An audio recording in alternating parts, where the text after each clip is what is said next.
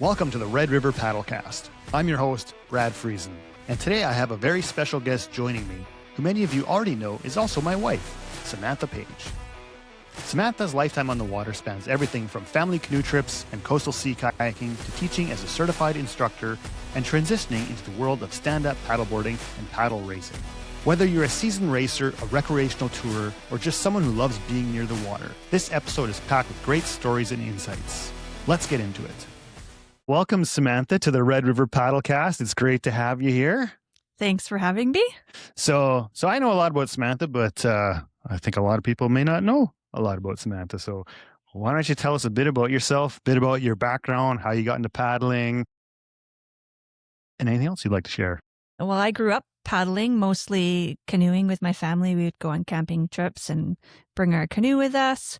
Later on in teenage years, I got into kayaking. I did some sea kayaking out on the ocean and really fell in love with kayaking. Went on to do some whitewater kayaking. I took some courses and I ended up doing my instructor training to start teaching kayaking. And I've done that for about 20 years or so. More in the recent years, in the last 10 years or so, I got into stand-up paddleboarding. Well, we got into stand-up paddleboarding. Yep. I tell people it's your fault that I got into it. Yeah, it's my fault.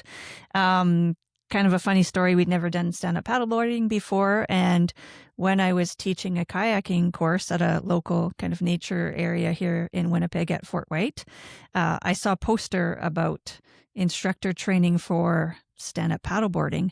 And I'd never really heard of stand-up paddleboarding. I don't think you had either. And I came home and I said, "Hey, Brad, you want to be a stand-up paddleboard instructor?" And he kind of laughed at me, but I think he just decided to please me by saying, "Sure, let's go do that."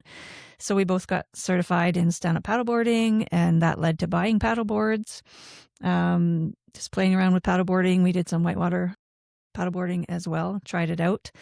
And then one of our local shop owners here started putting on some races, or maybe he'd been putting them on before, but we got involved in some of the smaller races that were offered in Manitoba.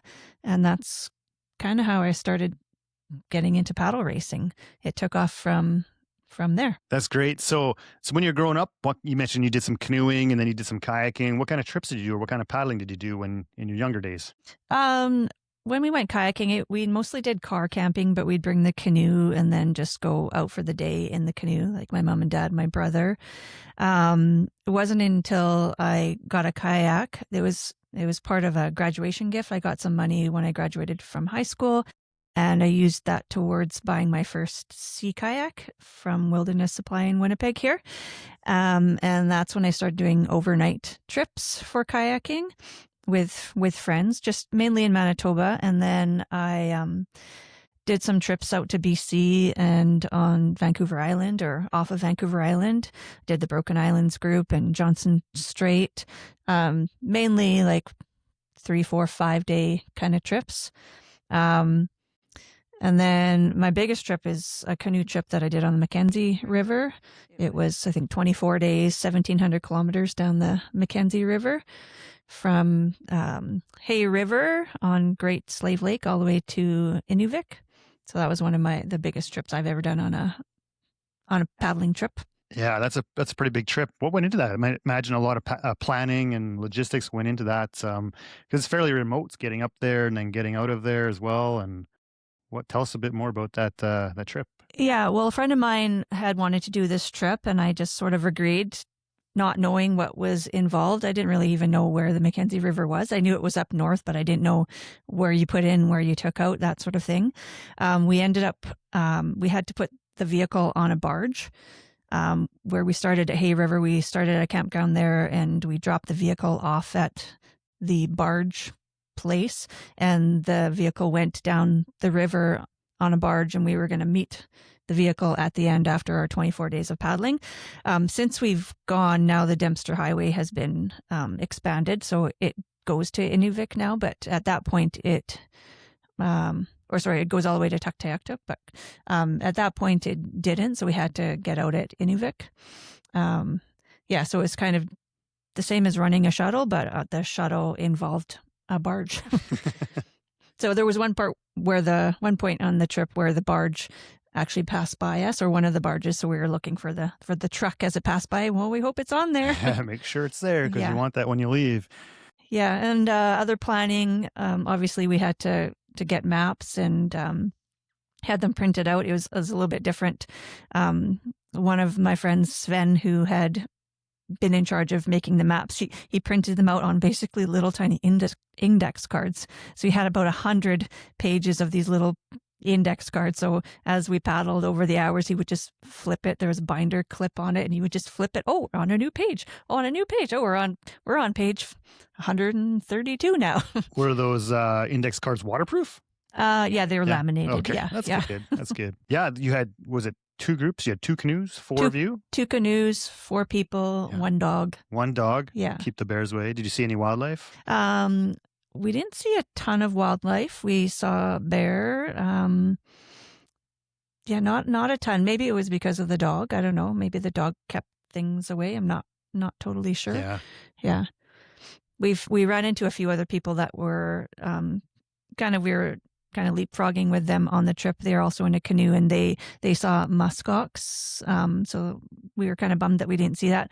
But on our drive back on the Dempster Highway, we saw a herd of caribou. We actually saw a grizzly bear.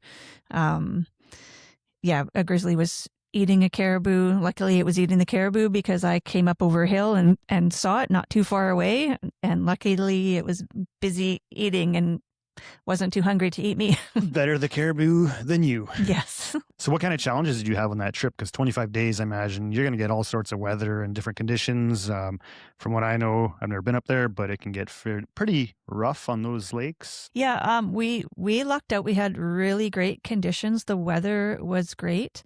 You hear that the bugs are terrible up north, but we only had really 1 or 2 days of really bad bugs where we had to set up our bug shelter.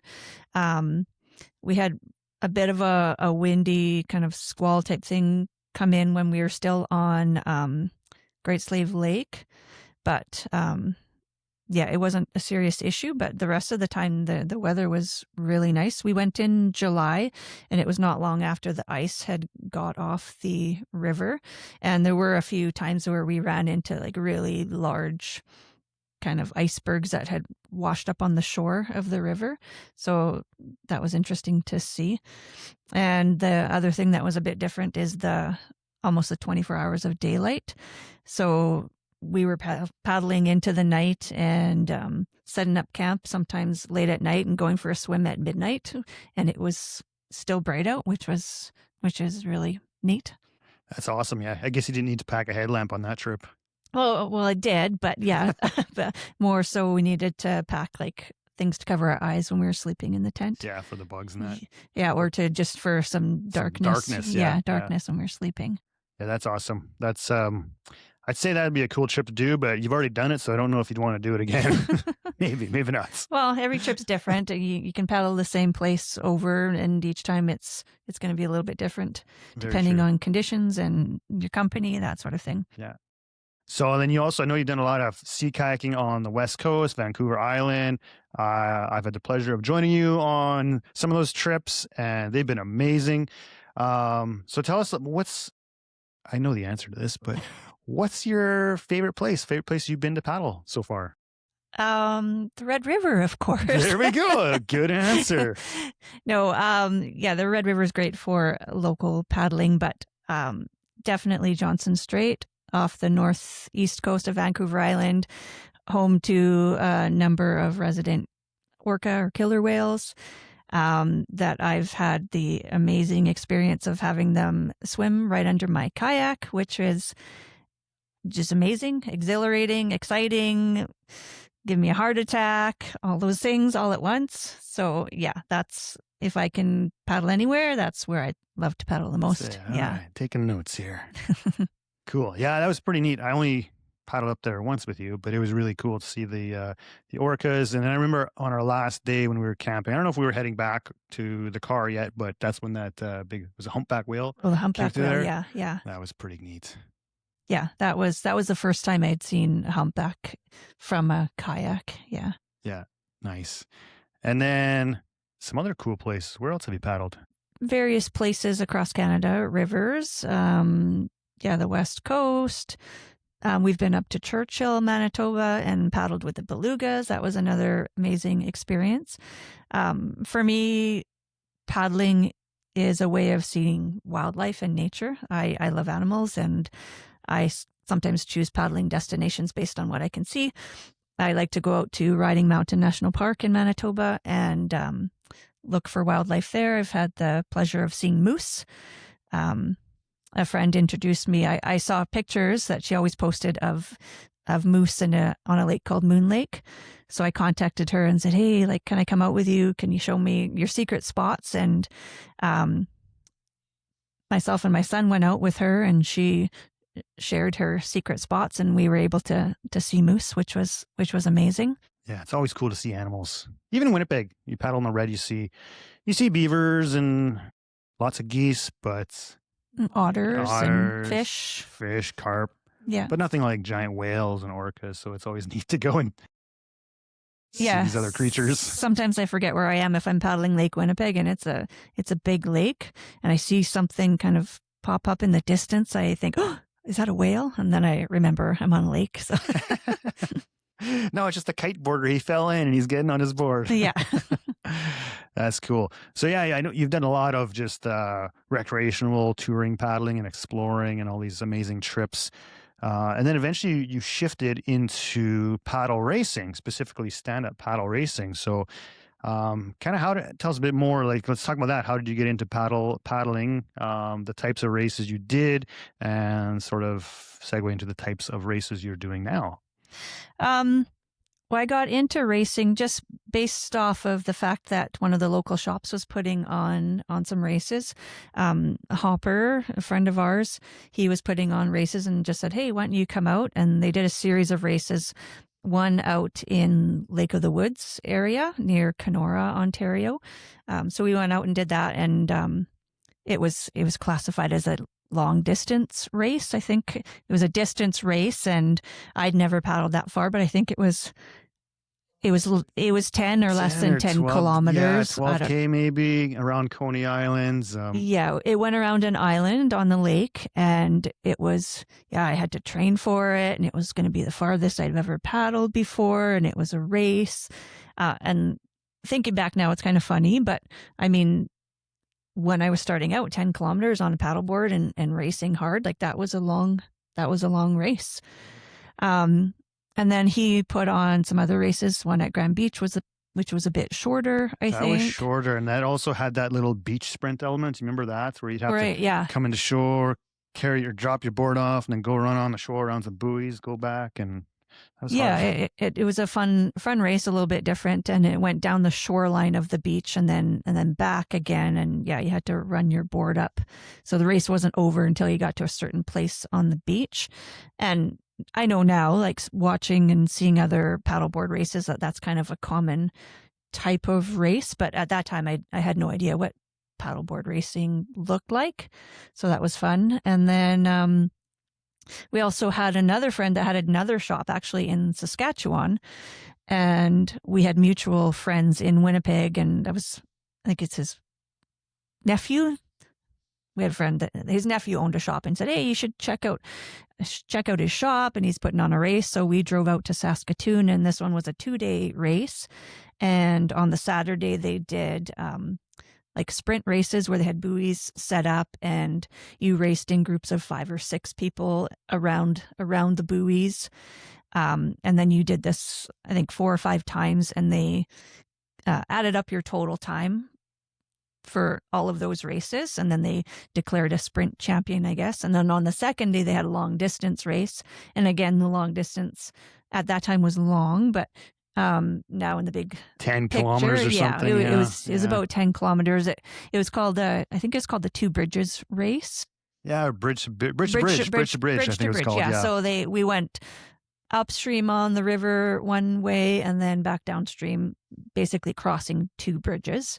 And that was the long distance race. And then they also then combined sprint races and the distance race, and kind of declared an all around champion. You've got a trophy somewhere around here. I do have a trophy. Yeah, yeah. But that was a really, really fun race. Just having the two elements of sprinting and doing pivot turns, really close, tight races where you're kind of like jockeying for position to get around the buoys, people falling off and that sort of thing. They also had the monster board yeah. race too on I think it was day one, where you get teams of, I don't know, 6 people or whatever on that giant red paddleboard and doing buoy turns. That was cool. Yeah, that was cool. And that also introduced us to the monster dragon board, which we ended up heading out there again and renting it from them. And we did a little family trip on the river where we brought our camping stuff and had a fun trip on this giant board. Yeah, all 3 of us. Yeah, that was 3 cool. of us. That's Yeah. neat. Yeah, so that was kind of the local races. And then I guess that piqued my interest a little bit about bigger races. And I think more so you wanted to get into some longer distance races. And I know the next race that I did that was a bit longer was the Big Old Supathon in Minnesota. Mm-hmm. And this was a 26-mile race, so a full marathon distance. That one was really neat. It was through a chain of lakes where they were connected by little streams, or at some point you actually had to like get on your belly on your board and paddle through a culvert with your hands, because it was only 3-4 feet high, so you had to lay down and get through this culvert to the next lake. So that was really fun. Great organizers, and it just a really fun time. We did that, or I've done that twice. Yeah, I've done I it think. twice. We did it. Yeah. First time was 2018, and then again in 2019. Yeah, I have no idea about dates. I I'll remember agree all with you. these. Yeah, I'll agree with you. And then after that, I think you made me. I'm going to say you what made do you me. mean made you? You made me do Chattajack. That was. I don't know when that was. You probably know the dates. I don't. I do, yeah, because when you did Chattajack, that was 2019. 2019. Okay. October 2019. Yeah. Yeah. So it was a month after the first paddle challenge. Oh, okay. Yeah. See, I don't know if you know this, but the first Red River Paddle Challenge was 2019. No, I don't know. You I were don't know there. dates. I was there. Yeah, I was there. I think I paddled, right? You paddled, yes. Okay, so I before paddled too. Chattajack, I did the Red River Paddle Challenge, yeah. the very first one. That's right. Let's not talk about Paddle Challenge yet. Let's talk about Chattajack a bit, because that's a pretty awesome race that I don't. We talked about on a past episode with Sean, but yeah, it's a really cool event.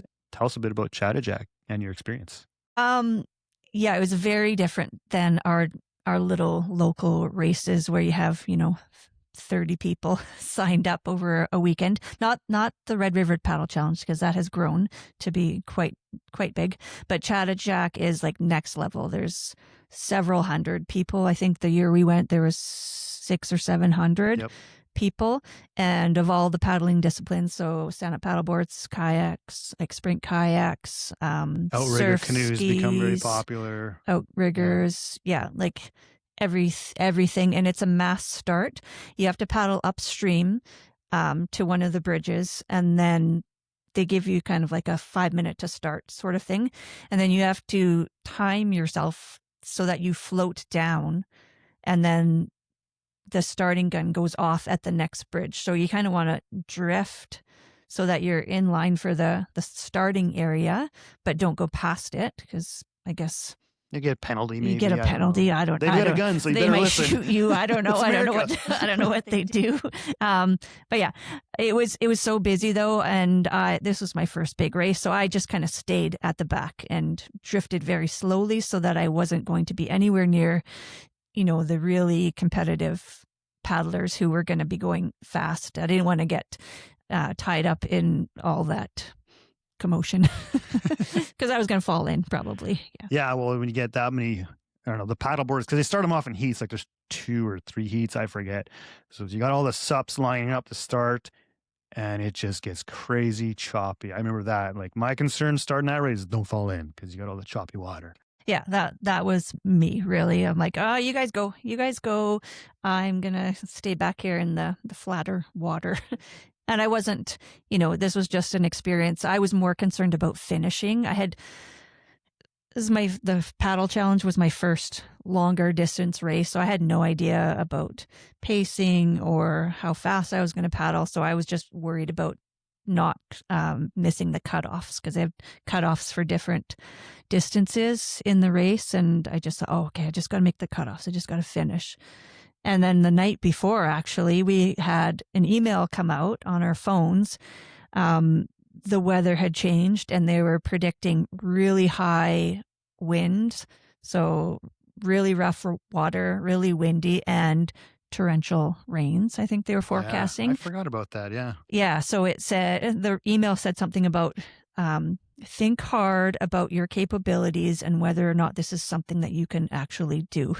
And I thought, oh my goodness, I don't even know if I can do this. I'm not sure. I don't think I'm going to paddle. And then you're like, you'll be fine. It's good. And then I thought, well, okay, I'll wait till the morning and see what it looks like.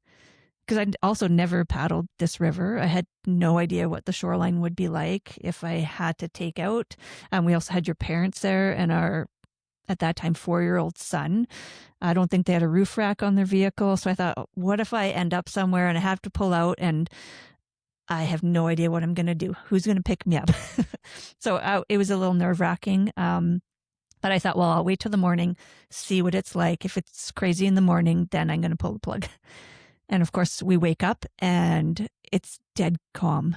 I thought, oh, I guess I have to paddle. Dang it. Darn. Yeah. But it ended up, the weather did come in, the wind did pick up. I remember paddling and it was going straight for a while. The wind was getting a little breezy, and then I could see there was a bend in the river, and I could see all these paddle boards ahead of me, and they would be paddling along, and then all of a sudden, like, boom, boom, they're all falling. They're just falling off. Like, what is going on? Are they being attacked by, well, obviously not sharks, but is there giant fish in the water? Something's knocking them off of their boards. But that was just where the wind was howling around this one corner and knocking all the paddleboarders off, and they're just going flying. So, yeah, that was fun. Did that happen to you when you got to that section? Did you fall off at all? No, I didn't, actually. I didn't fall off. I was prepared for it. Yeah.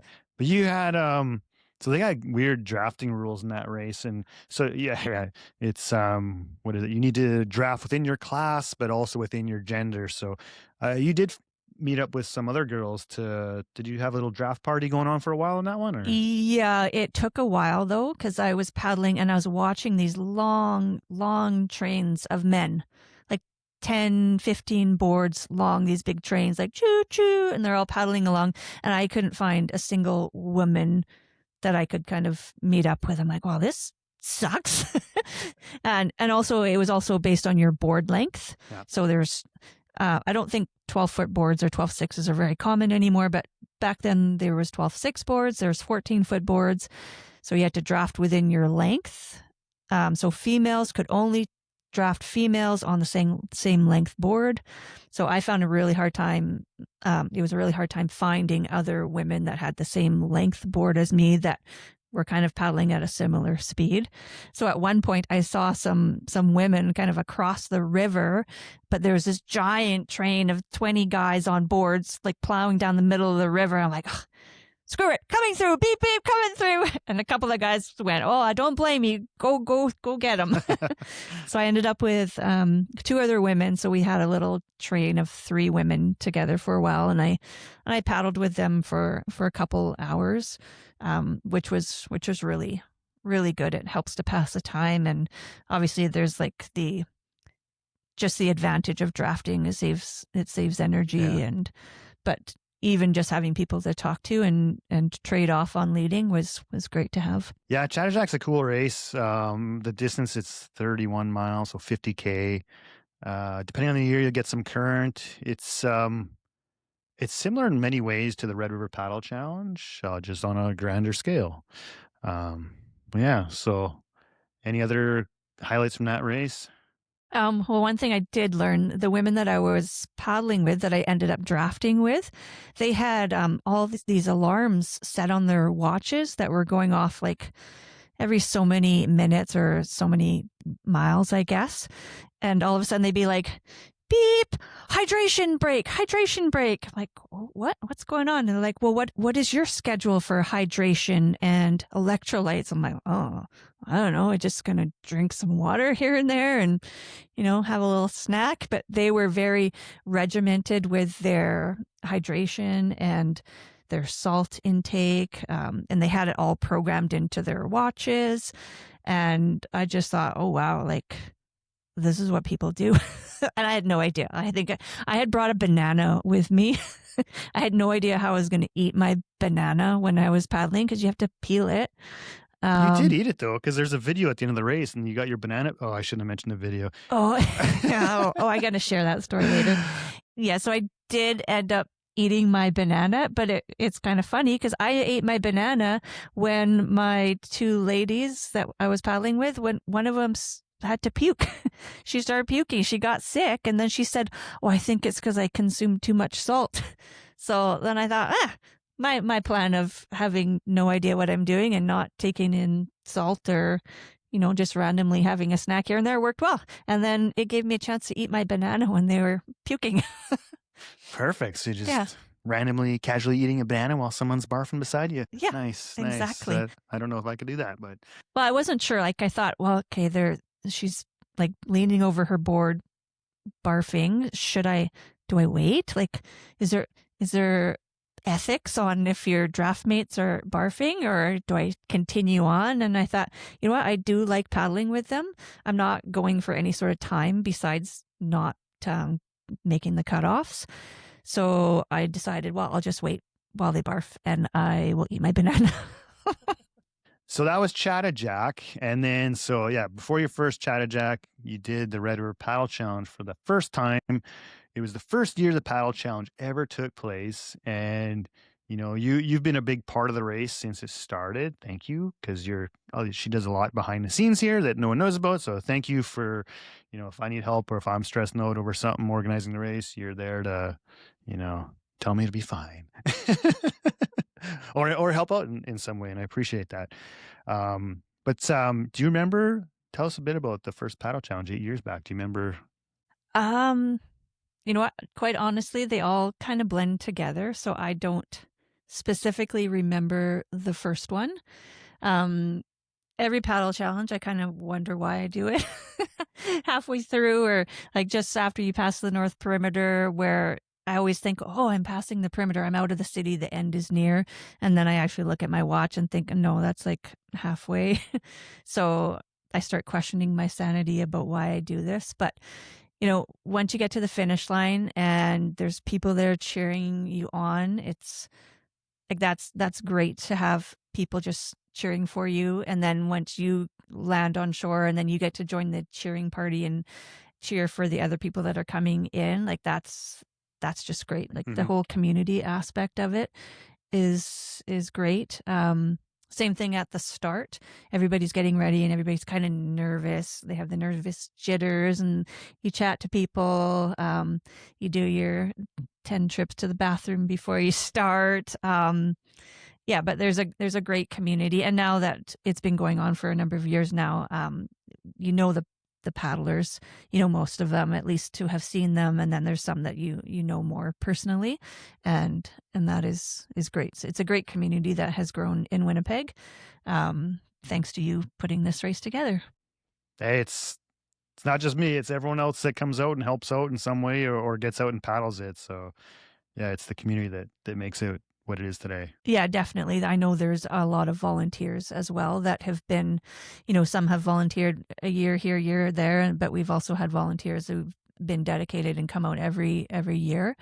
And, at the registration table, at the finish line, at the various checkpoints. So yeah, it's a huge community effort. And obviously all the paddlers as well. So yeah. Yeah, it is. Yeah. So, I mean, there was one year you didn't paddle, maybe. But I think every year you do paddle, you end up going home with some bling bling. You do well in the stand-up paddleboard division and you hold some records. I do. I'm just going to get my notes here because you don't remember these things or the years. So you are the current women's SUP record holder. Congratulations. In 2020, your time of 5 hours and 14 minutes for women's 14-foot sup. That record still holds till today.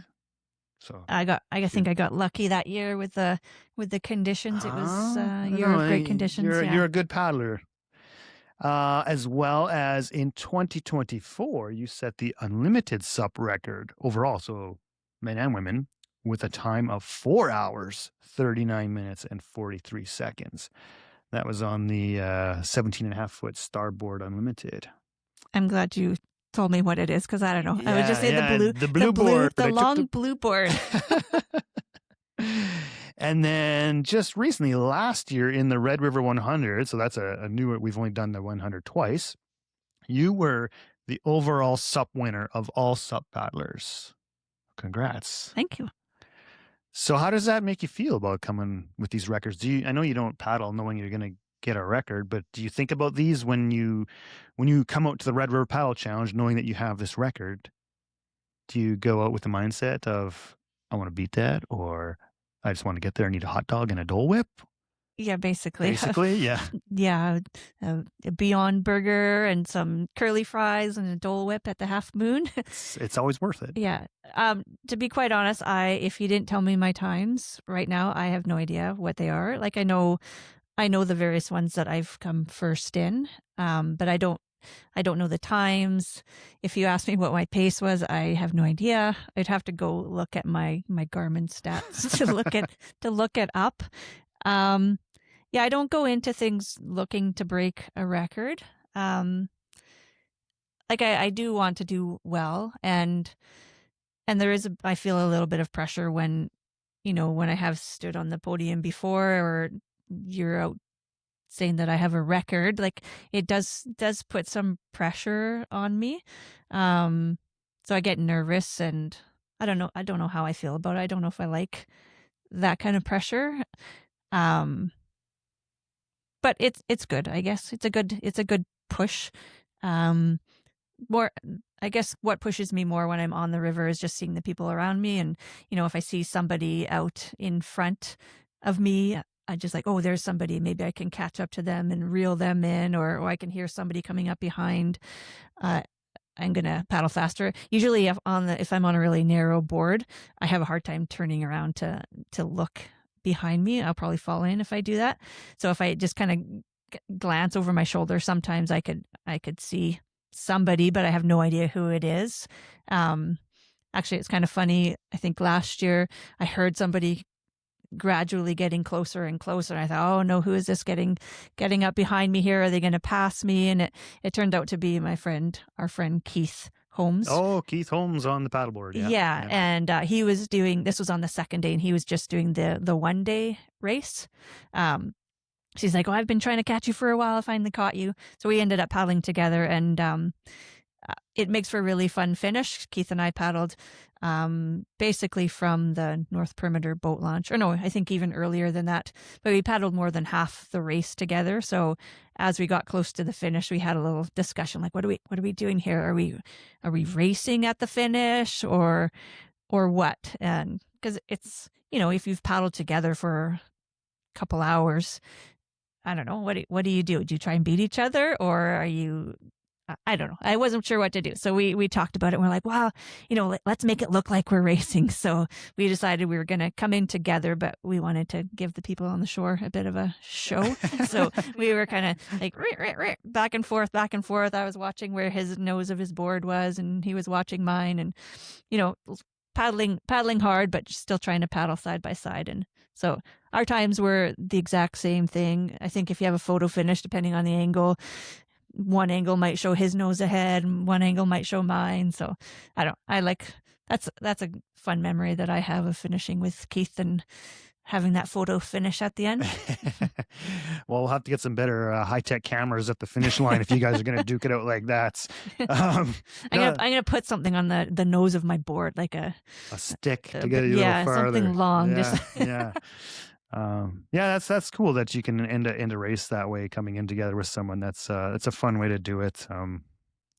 So this year we have a special event, the Les Voyageurs, 110 kilometers. So the Red River 100 that you done last year and 3 years ago is 10 kilometers longer.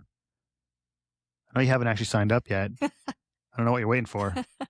You know a guy. I know You a should guy. get signed up. Yeah, maybe I should. But I'm going to assume you're going to be there because you're always there. What are you looking forward to at this year's events? I'm not sure yet, actually. As you said, I haven't signed up yet, but We'll change that. Don't worry. You will be. yeah.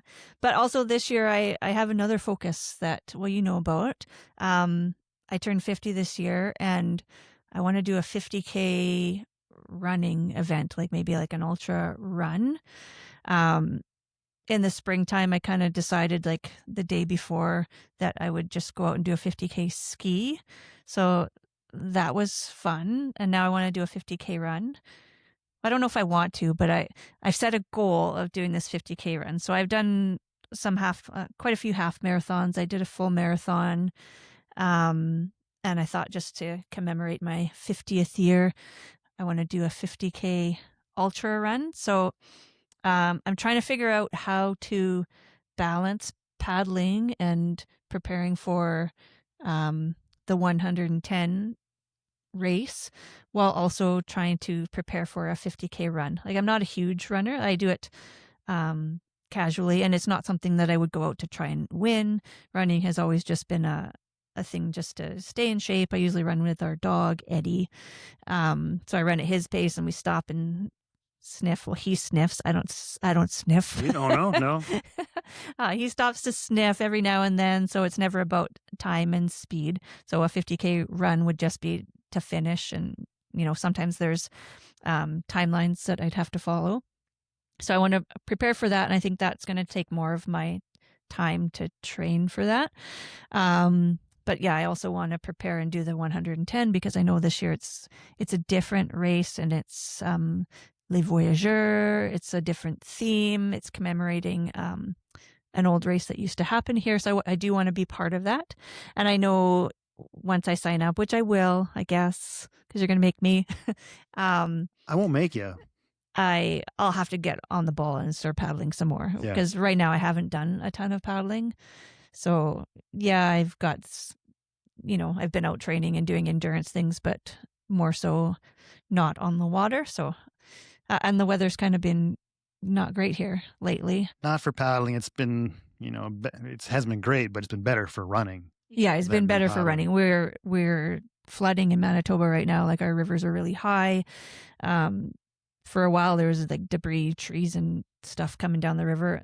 That's not happening so much anymore, but we're having a lot of thunderstorms, and it's hard to plan to get out on the water knowing that, a thunderstorm could be hitting, and it's easier to go for a run. It's not as dangerous to be out running when a storm hits, and I can just run out my back door. And today I ran out, there's a storm forecast, and I was able just to run kind of close to home and duck in at home if I needed to.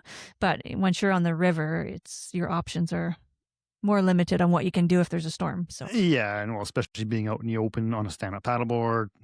Not a great thing. No. Running's just, it's simple. You can, like you say, you can just do it out your back door, and you don't require all this extra gear and anything, which is kind of appealing. It's easy. Yeah. I think it's hard to actually go out and run. So, I mean, good on you for going out and doing a big run like that. These ultras, they're tough. I know you've been looking at a few. Have you narrowed it down yet? Are you going to commit to a run before you commit to the Red River Paddle Challenge? I don't know. Maybe I gotta go. You probably know the dates better than I do. I forget the dates. There's that one at Little Mountain Park, which looks pretty cool. Yeah, that one's in early August, I think. And then there's another one at the Brandon Hills, which is currently sold out, but there might be an option to get a bib from somebody who is dropping out. So if somebody out there has a bib, I'm looking for a 50K one. I actually went online and did the whole AI thing, like which I plunked in some different races, like which would be best. This is my level of fitness right now. This is what I'm running. I also want to do this paddle race, and it gave me a few suggestions on the races to look into. Yeah, because I have to plan it. There is one race I think the week before the paddle challenge, which I think it would just be too much doing two kind of ultra distance things back to back. Maybe if I didn't care like how I finished. I don't care how I finish in the running portion, but I do care how I finish in the paddling portion. Like I like to do well, and I do feel like I guess it's my own pressure to do well paddling. But I mean I'm not very good at running, so as long as I was gonna say as long as I'm not last, but I could be last. Whatever, who cares? Somebody has to be last, right? As long as you get there. Yeah, as long as I make the cutoffs, I just want to finish the distance. Or who knows, maybe I'll just have to just go out and run a 50K on my own if it doesn't fit with an event, and that would be fine. That's kind of like skiing. Wanted to ski my age, and I just set out to do that almost at the last minute because the weather was warming up and we were going on a trip, and I thought, well, I guess I have to do it this weekend. I don't have any days left. So I just threw a few snacks in a bag and head out for a ski. And away you go. Yeah. Yeah. Yeah. That's awesome. So Paddle Challenge, I know you've also every year you've helped out with the community. You've done a little bit of training, offered some training for paddlers in the community. Can you tell us a bit about that, what you've offered, and if you're planning to offer it again?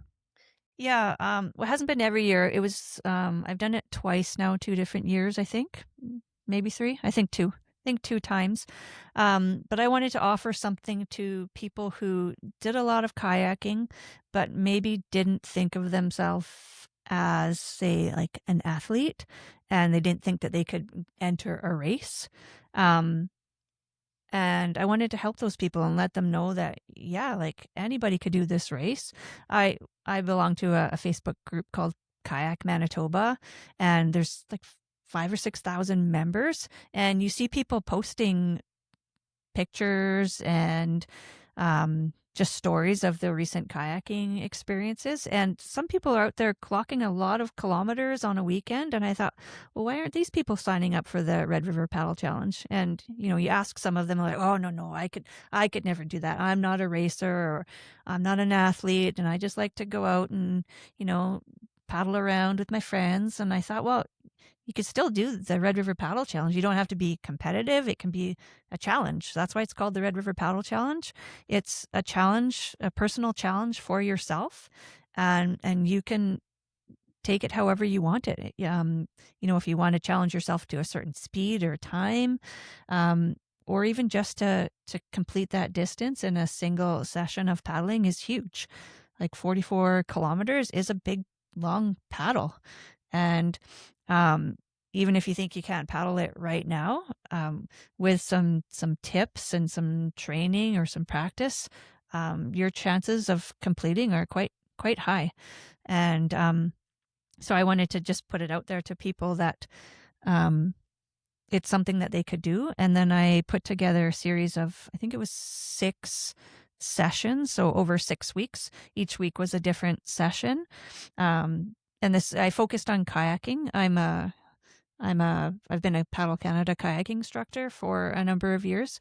So I wanted to focus on kayaking. And I knew there's a big community of kayakers out there who, potentially could do the Red River Paddle Challenge. So one of the sessions I did in an evening was just perfecting or working on the forward stroke. So, you watch a lot of people kayaking and they just kind of use their arms like this, which is fine if you're out for a casual paddle. But if you're going to start covering longer distances, you really want to get your core involved and get a more efficient stroke so that you're not fatiguing your smaller muscles in your arms. So one session was on forward stroke. Another session was on drafting.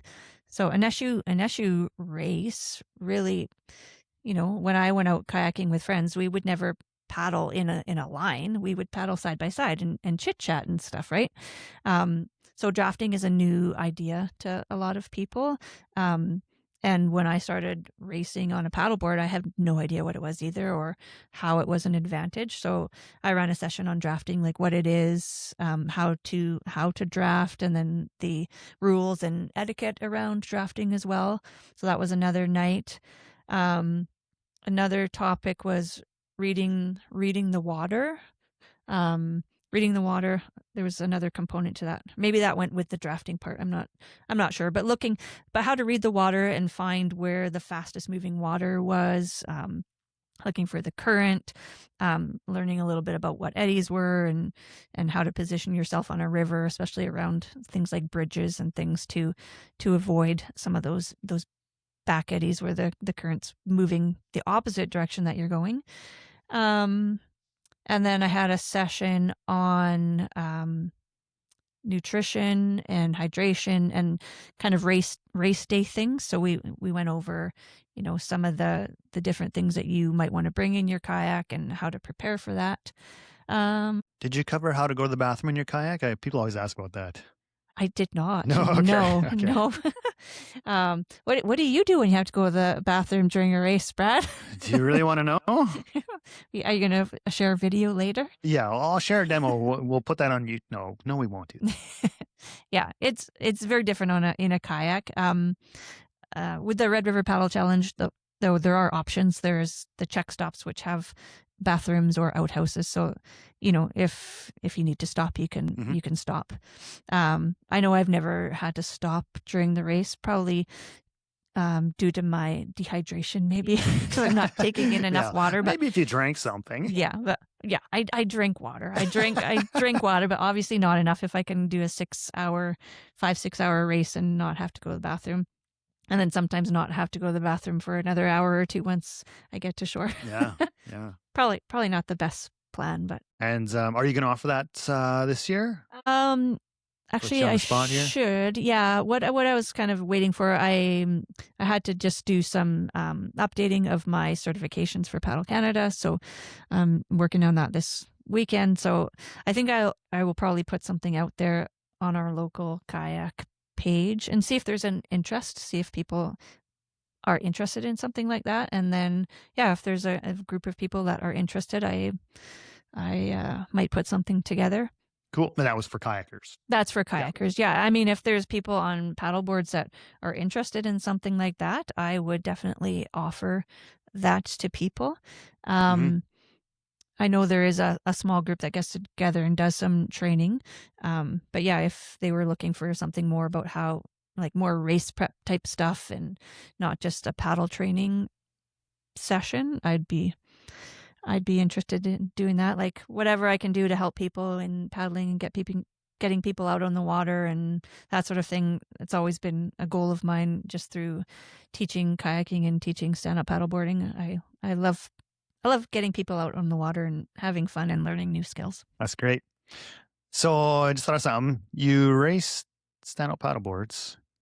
You've been kayaking all your life. Why don't you ever race kayaks? You ever thought about it, or? I have thought about it, but when I was talking about the pressure of racing, I feel like I want to limit the activities I do that involve pressure. I remember one day I was out on my paddleboard. I was out at Cooks Creek, so it's a small creek that runs into the Red River, and I was following a bit of a training plan. So I actually had a speed, and I was looking at my watch, so I had a pace that I wanted to follow, and I was paddling hard, and I heard a splash on the shoreline, and it was a beaver coming into the water. And I glanced at it for a second, and I glanced at my watch, and then I kept paddling like, I got to keep my pace, paddle. And then a little ways after, I kind of stopped. I'm like, what am I doing? Like, I like paddling. The reason I paddle mostly is to enjoy nature and to enjoy the wildlife. And if you're training for things and wanting to do well, you kind of miss out on that a little bit. You get hyper focused on your training and your speed. And I don't want that to creep into any other part of my life. So when I go out in my kayak, I want to, just tootle around a little bit and look at birds. And if there's a splash, I'm going to stop and paddle over and see what it is. And, open my hatch and have a little snack. And, so I want to keep I want to keep the competitive and racing aspect limited and keep the fun and the relaxation and the nature, that sort of part in the kayaking side of things. Yeah. I know other people have asked me that too. And yeah, I don't know. You asked me about that for skiing too. Like you asked me to do some right. races for skiing. And I thought, no, like I like going out for a ski. Like, yeah, I'll go out and try and ski a 50K and do a little challenge, but I don't want to race on skis because I like, going out and hearing the birds and stopping to look at, the frost on the tree limbs and stuff, and maybe taking a picture. When I go with you, you're like, our time is blah, blah, blah, blah, blah, blah. Like, I'm shut not it. that bad. I don't want to know. Yeah. No, I get how you like to separate those two. And I'm like that. Like for paddling, for me, it's competitive, but running, if we go running, I don't care how slow I am at running. And even skiing, like, I don't know if I ever did one of those ski things, it would be fun, but I know it'd be at the bottom of the pack for sure. I'm not a fast skier, and I'm fine with that. So yeah, separating those levels of competitiveness is, I think it's a good strategy. Yeah, and I think too, I also, when you ask why I haven't signed up for the race, like every year, I think, well, you know what? Maybe I just want to paddleboard for fun and be able to go out and enjoy nature more and enjoy the sun on your skin and the fresh air and the sound of the water. But I know I can do that in other ways too. And not every paddle that I go out on my paddleboard has to be a training focused thing either. Like we also have a couple of inflatables, and I love taking them out to the lake and going with our son Cedar and jumping off and swimming. I was camping with a girlfriend the other week, and it was a different type of paddling. We were paddling and we were chatting, and we were going to some cool rocks we wanted to check out. And she showed me her favorite tree. So I can still have those experiences on a paddleboard, but I'm going to paddle probably an inflatable when I want to do those things. And yeah, it's just different type of paddling for different purposes. Mm-hmm. Yeah. Yeah. But I definitely don't want to bring kayaking into the competitive realm. Yet, maybe. Maybe. So maybe one day. We'll see. Yeah. No. If you ever did, I know you'd do well. If you switch to kayaking, I think you would excel at it. You've been kayaking for a long time and your technique is top notch. Plus with all your other endurance and athletic abilities from these other sports and cross training, you would definitely excel at it. Yeah. Well, it also comes down to like money. Like, I have a recreational kayak right now, and if I wanted to get into racing, that costs more money. Also, our garage is full. There's no room. There's no room to get more boats and boards and things in there. Unless you went to the canoe club. Yeah, they have all the boats there. For people that don't know, too, the Manitoba Canoe and Kayak Center on Churchill Drive, you can go there. You can be a member, and they have all the fast, like the racing kayaks and the canoes and the sprint setup. And you don't have to race. You can go there and just be a member and pay to use their boats. So, and you can also use them for the paddle challenge as well. Yeah, I guess that's a good point. Like you don't have to own the equipment, I guess. Yep. Yeah, I guess we've been privileged where we've been able to, have our own paddleboards, race paddleboards, or I paddle yours. Like I've often paddled your paddleboards. Actually, when we did the Mississippi race, the MR 48. Yeah. I didn't mention that one. Yeah. That was a cool race. That was a really cool race on the Mississippi. Talk about it a bit, because that was it's one of my favorite races just because it's close to Winnipeg, relatively 6-hour drive. You're at the start of a new race in a new country and a new paddling environment. Yeah, and it's Mississippi, like the great Grand Mississippi River. Can you spell it? Yeah. So I did a Skippy thing. MISSISSIPPI. That's good. Yeah. Yeah, you had signed up to do the Mississippi 150 or 150, and then they offered other distances as well. So I signed up for the the MR Mississippi River 48. I think the year I did it, they had to change it. So I think it was 45 maybe. Yeah, 45 or 43 or something. They had to change the finish line area. So it was slightly shorter due to construction or something. I don't remember why. But yeah, the river is a big river and it was flowing fast. There were swirls and boils and things. And I drove up with another friend. Actually, my friend and I and my son drove up. Brad was doing the overnight 150. And then your parents were coming up and we kind of had to swap child and we had to swap and board. Yeah. You're taking a risk because if I didn't finish in time, I don't know what you were going to paddle. Yeah, I don't know. Nothing. I was going to swim, I guess. Yeah, so I was going to hop on Brad's board when he finished his race. But I mean, that was because my race started on the Friday and the race you didn't start till Sunday. So we knew, and I had done the race before, that odds are I'll be done by then. You'll get to use the board. Darn. Yeah, darn. You have to paddle. Yeah. So I rode your board. I don't remember Starboard which one. Sprints 14 by 23 inch wide. Okay. I thought it was the other unlimited. blue board. I thought it was the unlimited. No, I don't even know what I no. paddled. Yeah. Okay. The Starboard Sprint. That's go. a really nice board. It was fast. Yeah. It was. Yeah. So that was a fun race too. And my other friend that came up, she did the 25, I think. Was it 25? Yes. Yeah, so that was fun because her race started a little bit later. So I finished the 45 or whatever it was. And then not long after, she finished the 25 at the same finish line. So that's fun how they have it all finishing at the same Do you know your place. time? No, I don't know. I'll check. No, I don't know. You did well, though. You placed. Do you want me to tell or do you want to tell? Well, all I know is that when I got to the finish line, there was nobody there to greet me. Too fast. And I was sad. And I thought, oh, this is anticlimactic. Nobody's here. Well, and then I phoned you and I said, where are you guys? And you're like, we're looking at the monkeys. They were at the zoo. They're at the zoo looking at monkeys and I'm at the finish line all alone. Yeah, it was so fast that year. We didn't think you'd be done that quick. That was insane. You were fast. I don't know how fast.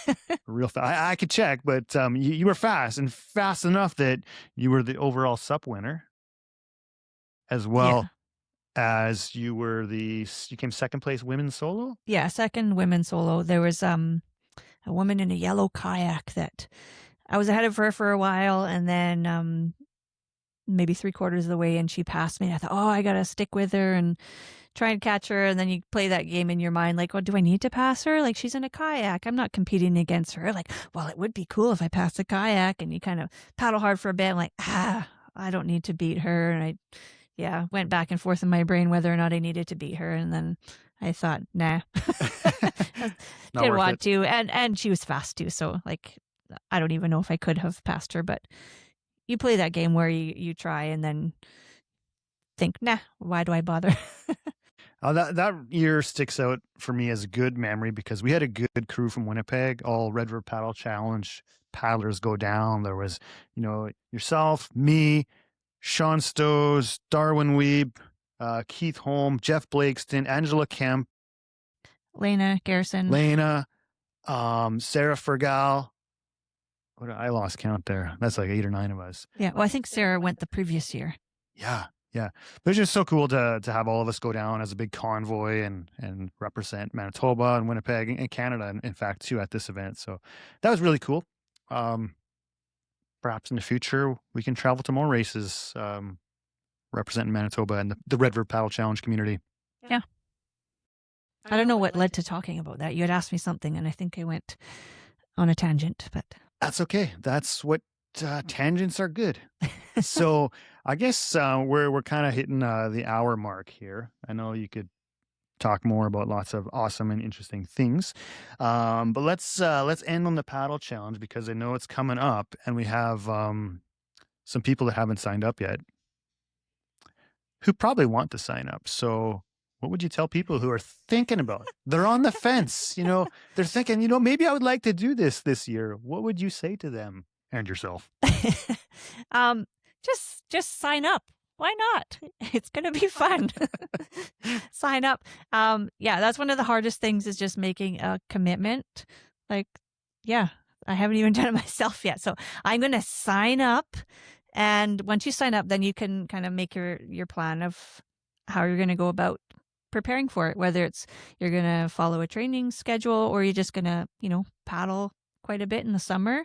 It's a great way to wrap up the paddling season. Like in Winnipeg here in Manitoba, it's really kind of at the end of our paddling season. It's near the end of September. Once you get into October, it's dark when you get off work. It's getting cold. And then later in October, the river starts to freeze. So really, it's a great way to wrap up the season. I think it's usually the last day that I paddle in the season as well. I put my board away. I put my board away and then I get out my running shoes. So yeah, if you're thinking about it, or even if you're not thinking about it and have heard of it, or now you hear about it now, maybe look into it more. Ask people about it because it's something that you can do. People can do it. We talk a lot about racing, but it is really just a challenge, and it's a paddle on our local river with fellow paddlers, canoers, kayakers, stand-up paddleboarders, everything. And it's on, in the fall time, the Red River is really beautiful. And you know what? You can make the day of it and stop at the checkpoint for snacks and bring friends, paddle together, and just have a fun time. It doesn't have to be about racing. It's more setting yourself a challenge and a goal and feeling that accomplishment at the end. I know you had Elizabeth on here the other day, and if you haven't listened to her story on this podcast, you really should. Like, it's really inspirational. You might shed a few tears as well. But yeah, it was about her, setting a goal and completing this goal and just being super proud of what she accomplished, because it is a big goal and something to be really proud of if you do it. And if you've never done anything like it, if you've never been, if you've never been into any types of sport where you have a completion and you get a medal at the end, like that, this is a chance to do it. Everybody gets a medal for finishing it. So it's awesome. And there's ice cream and French fries and stuff. Oh, at the yes, end. the Half Moon. We should go there again. It's the food's amazing, especially after paddling 44 kilometers. Yeah, and they're a great supporter of the event too. So they're great people. Great people. Yeah. Awesome. Well, I think that's about it for this episode. Is there anything else that we missed that you really want to cover or get out there? I don't think so. As long as you post a video of your end of Chattajack and what Cedar says when Daddy doesn't have a good one. Oh, okay. I'll fit that. So if you're not watching, if you're just listening, you're gonna have to find the clip, I guess, or the audio, or the audio. Yeah, the audio. All right, I'll get that in there. Okay. So yeah, thank you for taking the time today to give up your awesome podcast studio in your house. Yeah. You should turn the camera around. In the background, like that way, not in this background, but we have our kind of indoor gym with all the weights and things and everything that's been thrown out of the way. And over on the other side, we have our couch and TV and these plants that are down here. They've been brought down from upstairs. This is not what our basement looks like. What are you talking about? It's kind of funny. It's a studio. The nice elephant chairs. Elephant chairs. Yeah. It's almost like a little counseling session here. Set up here. Yes. The counseling room. Yeah. Anyways, thank you for taking the time today to chat with me and all of our viewers here on the Red River Paddlecast. And everyone's going to look forward to seeing you at the Paddle Challenge this year. As long as I get my name on the registration, right? You will. Which I will. I will do that. Yeah. So I'll get my name on there, and hopefully you do too. A huge thank you to Samantha for joining me on the show today and sharing her stories, insights, and passion for the paddling community. If you enjoyed this episode, make sure to hit that subscribe button, leave a review, and share it with your fellow paddling enthusiasts. And for those who stuck around to the very end, here's that little clip that I promised I would include earlier on in the show from Chattajack. Banana peel if you can and all. I want to take a picture. Oh. So how was it? That was all right. No, it wasn't. Daddy didn't have a good one. He peed Surprise!